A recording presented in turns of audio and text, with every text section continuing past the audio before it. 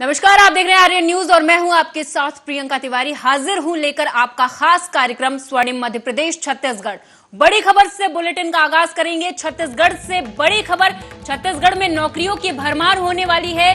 भरे जाएंगे शिक्षकों के 10,000 पद। मुख्यमंत्री भूपेश बघेल ने की विधानसभा में घोषणा। छत्तीसगढ़ में शिक्षित बेरोजगारों के लिए ये अच्छी खबर है। राज्य में 10,000 शिक्षकों की भर्ती होगी। इसके लिए मुख्यमंत्री भूपेश बघेल ने विधानसभा में घोषणा की है। जल्द ही इसकी प्रक्रिया शुरू कर दी जाएगी।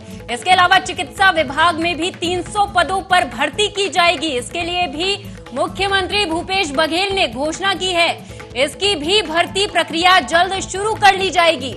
छत्तीसगढ़ से बड़ी खबर, जहां पर सीएम भूपेश बघेल ने बेरोजगारों को एक बड़ी सौगात दी है। भर्ती प्रक्रिया शुरू कर ली जाएगी। छत्तीसगढ़ में नौकरियों की भरमार होने वाली है।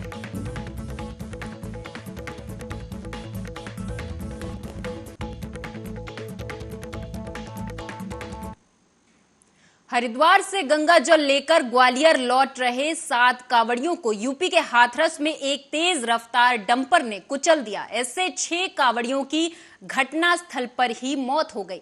वहीं एक गंभीर रूप से घायल बताया जा रहा। हाथरस से मिली जानकारी के अनुसार पुलिस ने डंपर चालक को गिरफ्तार कर लिया है। इस दुर्घटना को लेकर मध्य प्रदेश के मुख्यमंत्री शिवराज सिंह चौहान और केंद्रीय मंत्री ज्योतिरादित्य सिंधिया समेत अन्य लोगों ने दुख जताया है।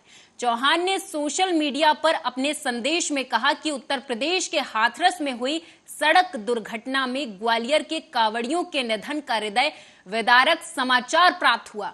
ईश्वर से दिवंगत आत्माओं को अपने श्री चरणों में स्थान और शोकाकुल परिजनों को ये वज्रपात सहन करने की शक्ति देने की प्रार्थना करता हूं। विनम्र श्रद्धांजलि। ओम शांति। वहीं सिंधिया ने लिखा कि उत्तर प्रदेश के हाथरस में सड़क दुर्घटना में ग्वालियर के 6 कांवड़ यात्रियों के दुखद निधन पर मेरी गहरी संवेदनाएं।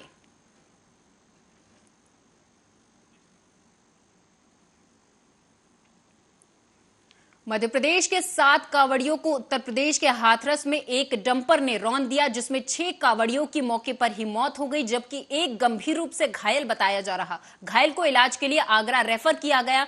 वहीं कांवड़ियों की मौत की खबर जब गृह मंत्री अमित शाह को मिली तो उन्होंने ट्वीट कर इस मामले पर लिखा कि उत्तर प्रदेश के हाथरस में हुई भीषण सड़क दुर्घटना में ग्वालियर के कई कांवड़ियों के निधन की दुखद समाचार मिला। ईश्वर से प्रार्थना करता हूं कि दिवंगत आत्माओं को शांति और शोकाकुल परिजन को इस असीम दुख को सहने की शक्ति दें।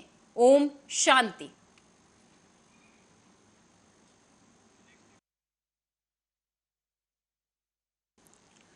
तो वहीं राष्ट्रपति चुनाव में क्रॉस वोटिंग को लेकर अब मध्य प्रदेश में सियासत भी शुरू हो गई। बीजेपी ने द्रौपदी मुर्मू के पक्ष में वोटिंग करने वाले विधायकों को बधाई दी। वहीं अब इस मामले में प्रदेश के गृह मंत्री और राष्ट्रपति चुनाव में बीजेपी की तरफ से प्रभारी रहे नरोत्तम मिश्रा की एंट्री भी हो गई है। उन्होंने कांग्रेस के प्रदेश अध्यक्ष कमलनाथ को प्रदेश अध्यक्ष पद से इस्तीफा देने की सलाह दे डाली।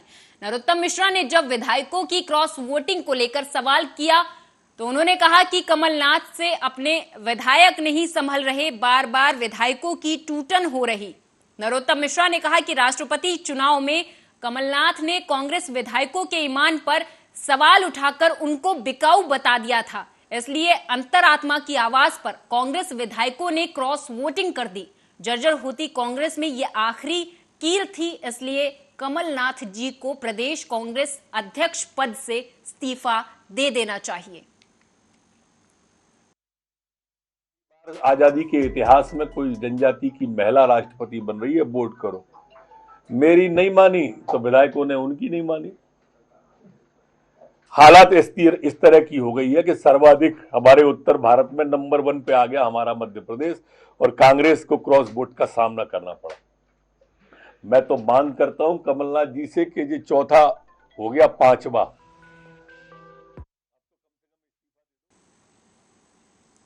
और इस बीच बड़ी खबर की ओर रुख करेंगे। सीएम शिवराज ने बड़ा ऐलान किया है। एमपी में एक साल में 1 लाख भर्तियों की घोषणा कर दी है। 15 अगस्त से शुरू हो जाएंगी भर्तियों की प्रक्रिया। अमर शहीद चंद्रशेखर आजाद की 116वीं जन्म जयंती के मौके पर मध्य प्रदेश में यूथ महापंचायत का आयोजन किया गया था, जिसमें मुख्यमंत्री शिवराज सिंह चौहान ने एक बड़ा ऐलान किया है। उन्होंने भर्ती प्रक्रिया शुरू कर दी है। 15 अगस्त से ये भर्ती प्रक्रिया शुरू की जाएगी। उन्होंने प्रदेश में अगले 1 साल में 1 लाख नई भर्तियों का ऐलान किया है।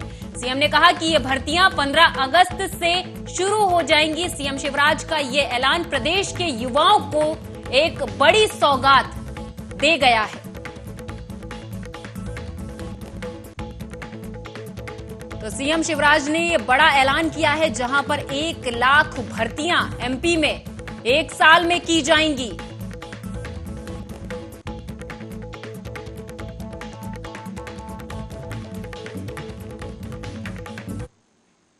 छत्तीसगढ़ के दिग्गज नेता टीएस सिंहदेव द्वारा पंचायत और ग्रामीण विकास विभाग छोड़ने से प्रदेश की सियासत में खलबली मच गई थी। गुरुवार को भूपेश सरकार ने वरिष्ठ नेता रविंद्र चौबे को अब इस विभाग का नया मंत्री बनाया है। रविंद्र चौबे की मंत्री की सूचना के बाद बधाई देने का दौर भी शुरू हो गया।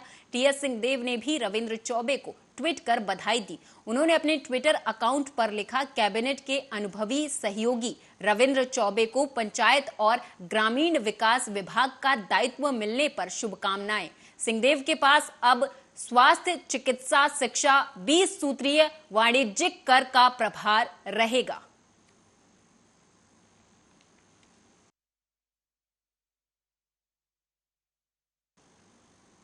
तो वहीं छत्तीसगढ़ के पूर्व सीएम डॉक्टर रमन सिंह ने कांग्रेस के प्रदर्शन के दौरान सीएम भूपेश बघेल द्वारा लगाए गए आरोपों पर पलटवार करते हुए कहा कि भूपेश जी जोर शोर से चिल्लाने, डाइवर्ट करने से आपके कोयला घोटाले, अवैध शराब की कमाई के पाप छिप नहीं जाएंगे। आपने मुझ पर और मेरे परिवार पर जो भी झूठे आरोप लगाए हैं, उसमें 1 रुपए का भी हेरफेर साबित करके दिखाएं। अगस्ता चिटफंड नान सहित अन्य मामले में 1 रुपए का प्रमाण आप इकट्ठा कर लें तो मैं डॉक्टर रमन सार्वजनिक जीवन से संन्यास ले लूंगा, लेकिन आप इसके लिए तैयार रहें। आईटी के बाद ईडी आता है। ईडी आया, आपके मन में भय कायम है। सच्चाई तो जनता के सामने आएगी। इस तथ्य को आप छिपा नहीं सकते।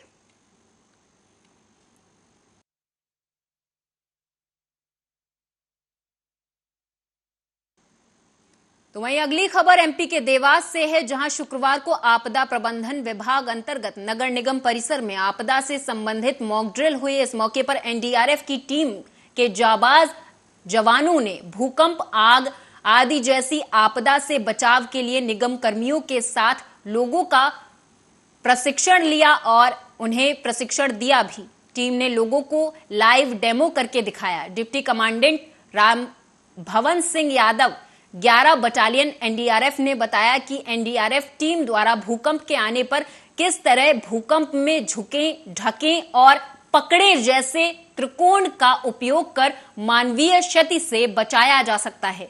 टीम ने बताया कि कैसे ऊंचे भवन से जहां लिफ्ट ना हो, आगजनी में फंसे लोगों को किस प्रकार से सुरक्षित बचाया जा सकता है, डूबते हुए व्यक्ति को किस प्रकार से सुरक्षित तरीके से निकाला जा सकता है, उन्हें इमरजेंसी में कैसे स्वास्थ्य सहायता दी जा सकती है। इन तमाम मुद्दों पर प्रशिक्षण दिया गया।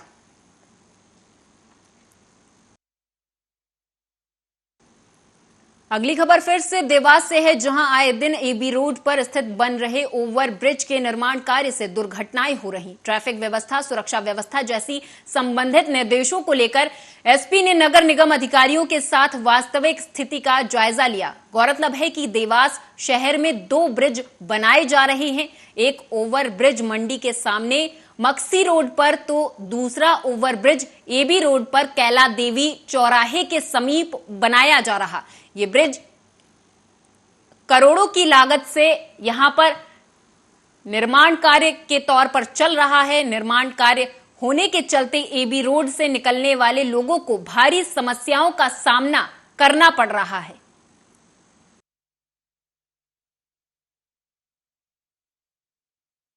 देखिए, एबी रोड पे जो कंस्ट्रक्शन चल रहा है और दूसरा बारिश का मौसम है, इसमें ट्रैफिक का कंजेशन नहीं हो, कहीं पे किसी तरह के कोई ऑब्स्ट्रक्शंस नहीं हो, स्मूथली ट्रैफिक चले दिन भर और स्पेशली ऑफिस आवर्स में। इसके लिए हमने आज एक विजिट प्लान की थी नगर निगम के और पीडब्ल्यूडी के अधिकारियों के साथ। इसमें जहाँ जहाँ पे कंजेशन हो रहा है, जिस जिस जगह पर हमको लग रहा है कि वहाँ पे कुछ छोटे मोटे निर्माण कार्यों के हिसाब से उसको ठीक करने की आवश्यकता है, स्लिप लेन बनाने की आवश्यकता है, मोड़ बनाने की आवश्यकता है, उनके बारे में डिसाइड करने के लिए भ्रमण रखा गया था। कई जगह अधिकारियों को निर्देशित किया है कि इसको ठीक करेंगे आने वाले दिनों में, ताकि जो ट्रैफिक का कंजेशन है, जो परेशानी है, वो दूर हो जाए।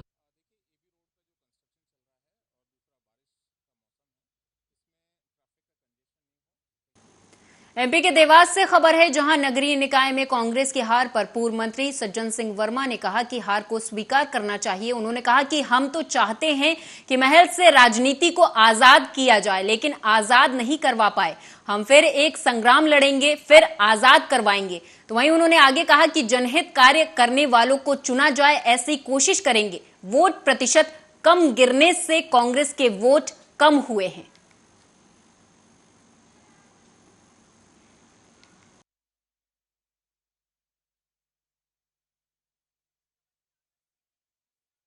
जैसी नगर थाना क्षेत्र के ग्राम जैसी नगर के भदभदा रोड पर विगत 1 जुलाई की रात लगभग 10 बजे मेन रोड पर दामोदर पिता कामता अहिरवार सिर में चोट लगने से खून से लथपथ हालत में मिले, जिन्हें परिजन तुरंत बुंदेलखंड मेडिकल कॉलेज इलाज के लिए ले गए, जहां गंभीर हालत को देखते हुए भोपाल हमीदिया अस्पताल रेफर किया गया, जहां 3 दिन बाद दामोदर की इलाज के दौरान मौत हो गई। पोस्टमार्टम रिपोर्ट में सिर में चोट के कारण मौत होना बताई गई और परिजन मामले को दुर्घटना समझ रहे थे। देखिए, मर्ग की सूचना मिलने पर थाने में जैसी नगर थाने में मर्ग कायम कर और जांच की गई। जब जांच की गई तो जांच में तथ्य सामने आए कि पड़ोस में रहने वाले, उसी गांव में रहने वाला एक जो व्यक्ति है, उसके साथ इसका मारपीट और बाड़े से निकलने की बात को लेकर के विवाद था और उसी के कारण दोनों के बीच मारपीट हुई और उस जांच में तथ्य सामने आए कि उसके द्वारा उसकी हत्या कर दी गई है। तो उस पर से फिर अपराध पंजीबद्ध किया गया 20 तारीख को। आरोप अगली खबर छत्तीसगढ़ के जांजगीर चांपा जिले से है, जहां 13 वर्षीय मासूम बच्ची बेबी सारथी के हत्या के आरोपी को पुलिस ने गिरफ्तार कर लिया है। बता दें, मासूम बच्ची के साथ गलत कृत्य करने वाला ये आरोपी 62 साल का बुजुर्ग है। जी हां, आपको बता दें कि जांजगीर चांपा जिले में 62 वर्षीय बुजुर्ग परदेसी लाल पंकज ने दरिंदगी की सारी हदें पार कर दी, जहां उसने अपनी पोती की उम्र की मासूम बच्ची को अपनी हवस का शिकार बनाया। हालांकि पुलिस ने आरोपी को गिरफ्तार कर लिया है और आरोपी को गिरफ्तार कर न्यायिक रिमांड में भेज दिया है।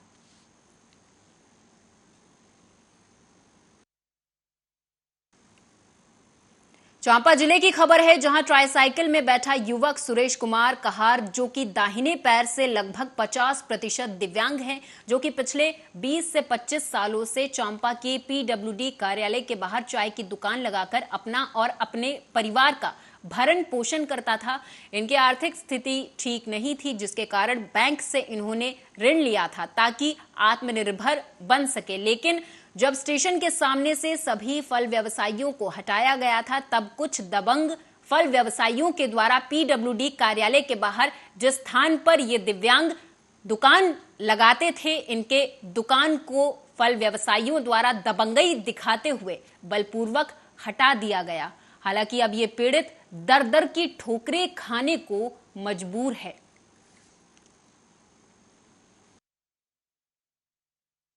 कुछ दिन से दुकान चल रहा था, मगर कहीं चले गए थे हम लोग, तो दुकान पे कब्जा कर लिए फल वाले। तो फिर अभी दुकान कौन चला रहा है? चल रहा है दुकान? हाँ। आप लोग का दुकान चल रहा है अभी? नहीं, अभी नहीं, हम लोग का नहीं चलता पूरा। तो क्या कोई कर्ज वगैरह भी लिए थे, लोनों को? हाँ। आप लोग उसको पटा रहे हैं, लोनों को? नहीं पट रहा है ना। हम लोग कुछ दिन से दुकान चल रहा था, मगर कहीं चले गए थे हम लोग, तो दुकान पे कब्जा कर लिए फल वाले। तो फिर अभी दुकान कौन चला रहा है? चल रहा है दुकान? हाँ। आप लोग का दुकान चल रहा है अभी? नहीं, अभी नहीं, हम लोग का नहीं चलता पूरा। तो क्या कोई कर्ज वगैरह भी लिए थे, लोनों को? हाँ। आप लोग उसको पटा रहे हैं, लोनों को? परिवार में इन लोग अभी दुकान चला रहे थे लोन लेकर, और इन लोग गांव चले गए थे। इन लोग 2 महीना के बाद आए, तो फल वाले के रेलवे में दुकान था, तो उसके लिए ना वो दुकान माने कि उन लोग के तोड़ फोड़ किया, तो इनके दुकान पास कब्जा कर लिए। अब क्या समस्या हो रही है? अब इनका दुकान बंद है, बेरोजगार हो गए हैं। अभी जो लोन लिए हैं बिलाईगढ़ इलाके के अंतिम छोर में बसे गांव तेंदू दरहा के गौठानों ने पहुंचकर फ्लैगशिप योजनाओं का जायजा लिया और गोधन न्याय योजना सहित अन्य कार्यों की क्रियान्वयन के बारे में भी जानकारी ली। वहीं कलेक्टर ने सचिव को 10 दिन के भीतर 50 किलो गोबर खरीदने के निर्देश दिए। हालांकि गोबर खरीदी नहीं होने पर सचिव के ऊपर कड़ी कार्रवाई करने की भी बात कही गई है। के साथ बिलाईगढ़ क्षेत्र में हमने दौरा किया है और पब्लिक से जुड़े हुए जितने संस्थाएं हैं, चाहे वो स्वास्थ्य से जुड़े हुए हमारे CHC हो या सेजेस हो या हमारे जो नरवा गरुआ बाड़ी का प्रोग्राम चल रहा है, उसके तहत गौठान में भी दूरस्थ एरिया में हम लोग आए और सरकार की जो योजनाएं चल रही है उसके क्रियान्वयन को हम लोग देख रहे हैं। साथ में बेहतर ढंग से कैसे इस क्षेत्र का विकास हो सके उसकी कार्य योजना बनाते हुए जांजगीर चांपा से खबर है, जहां जांजगीर चांपा जिले के अंतिम छोर में बसे नगर पंचायत डबरा में इन दिनों नगर में विकट समस्या आन पड़ी है। नगर पंचायत डबरा के वार्ड नंबर 3 और 4 पीएम आवास हितग्राहियों को ना तो पीएम आवास का लाभ मिल रहा और जिनका पीएम आवास का नाम सूची में है उनको भी कार्यदेश महीनों बीत जाने के बाद भी नहीं दिया जा रहा और जिन्होंने आवास बनाना शुरू कर दिया है उनको किश्त नहीं दी जा रही। इस तरह नगर पंचायत डबरा में अधिकारियों की मनमानी और लापरवाही से जनता परेशान है। यहाँ के तहसीलदार नेत्र प्रभा जी और CMO साहू जी ने 10 हितग्राहियों को आज वर्क ऑर्डर का कार्यादेश का कापी उनको दिए हैं और जो बचे हितग्राही हैं जिनका पीएम आवास स्वीकृत हो गया है उनको 26 तारीख मंगलवार तक उनको कार्यादेश देंगे करके उन्होंने लिखित में आश्वासन दिया है और हम लोग माने हैं। और आज चंद्रपुर विधानसभा के पूर्व प्रत्याशी श्रीमती संयोगिता सिंह जुदेव जी ने आदरणीय प्रधानमंत्री नरेंद्र मोदी जी आज यहाँ पे डबरा नगर पंचायत के वार्ड क्रमांक 3 और 4 की ऐसी बहुत सी महिलाएं जिनका बहुत पहले 6 महीने पहले करीब उनका प्रधानमंत्री आवास योजना की स्वीकृति मिल गई थी, लेकिन उसका वर्क ऑर्डर नहीं निकल रहा था। तो ऐसी महिलाएं कई बार इसके पहले भी नगर पंचायत ये चक्कर लगा चुकी हैं। कई बार यहाँ हमारे जो पार्षदगण हैं वो कई बार यहाँ पे आ चुके थे, उनको आश्वासन देके यहाँ से भेजा जा रहा था कि कल हो जाएगा, अगले हफ्ते हो जाएगा, इसके बाद अगले हफ्ते हो जाएगा। ऐसा कई बार इन महिलाओं ने भी समय दिया, नगर पंचायत को हमारे पार्षद जो हैं उन्होंने भी समय दिया, लेकिन इसके बावजूद कोई कार्रवाई नहीं की गई, उनको वर्क ऑर्डर आज तक नहीं मिला था। तो आज यहाँ सभी महिलाओं ने यहाँ पे नगर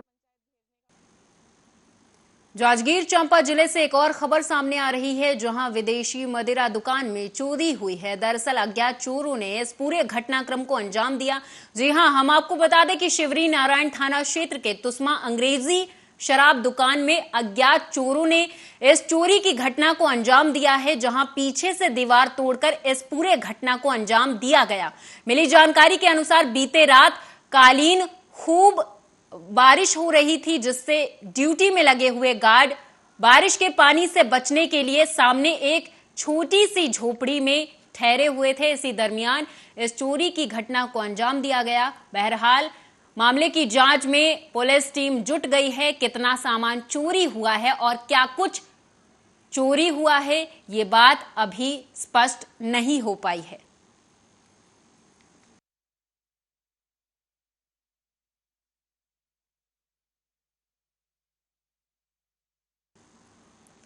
विश्वास सारंग के निवास पर प्रतिदिन होने वाले जनदर्शन में विभिन्न क्षेत्रों से आए नागरिकों की समस्याओं को सुना और उनके तत्काल निराकरण के लिए संबंधित अधिकारियों को निर्देशित भी किया। साथ ही साथ भोपाल में लगातार हो रही भारी बारिश को देखते हुए शहर में जल भराव की स्थिति पैदा न हो, इसके लिए भोपाल स्थित भदभदा डैम कंट्रोल रूम पहुंचकर संबंधित अधिकारियों को निर्देशित कर डैम के 2 गेट खुलवाकर व्यवस्थाओं का जायजा भी लिया।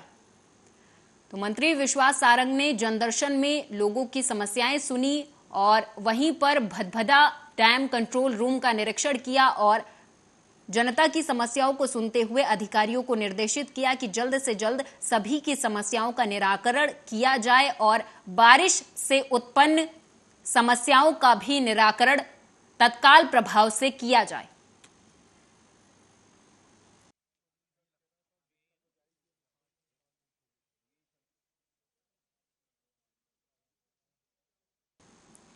और मेरे साथ इस खास पेशकश में बस इतना ही। आप देखते रहिए आर्या न्यूज। नमस्कार।